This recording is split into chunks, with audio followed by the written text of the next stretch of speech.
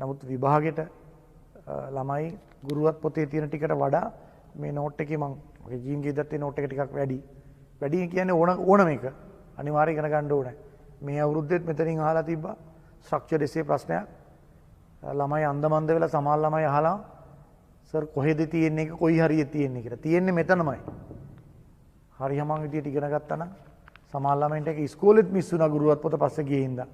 Tuition පන්තියෙත් miss වුණා ගුරුවත් පොත පස්සේ ගිය නිසා. ඒ සමහර ළමයින්ට තියෙන උණක් අපි ඉස්සරහින් යනවා කියලා උණක්. ඉස්සරහින් ගිය ළමයා තර්ඩ් ෂයි එකත් කරනවා.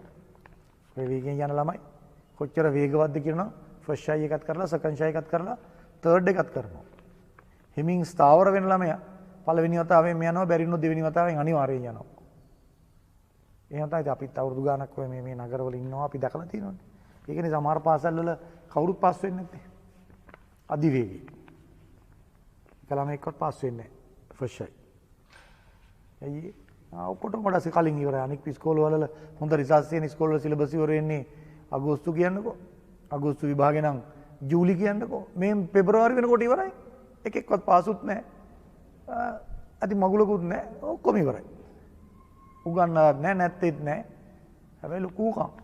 මාරවාර විභාගේ එන්න සැර කිසිම ගුරුවරයෙකුට ඉස්කෝලේ එක උනත් සැරවර කරන්න බෑ තමන්ගේ පන්තියේ ළමයෙකුට A එකක් B එකක්වත් නැත්තම් විභාගේ. ගත්තේ නැත්තම්. බෑනේ කියන්නේ යට උගන්නන්න බෑනේ.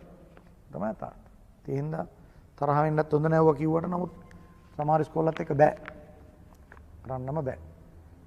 ඒගොල්ලෝ තමන්ගේ හැකියාවක් නැහැ. පැහැදිලි කරන්නෙත් නැහැ, උගන්වන්නෙත් නැහැ. හතර අතේ ගුරුවරුන්ටයි ළමයින්ටයි දෙස් දෙවල් තියදී උගන්වන්නෙත් නැහැ. ඇති රිසල්ට් එකකුත් නැහැ ඉස්කෝලේ. ඒකට ලොකුකම. පුදුම ලොකුකමක් තියෙනවා. එහෙම බෑ.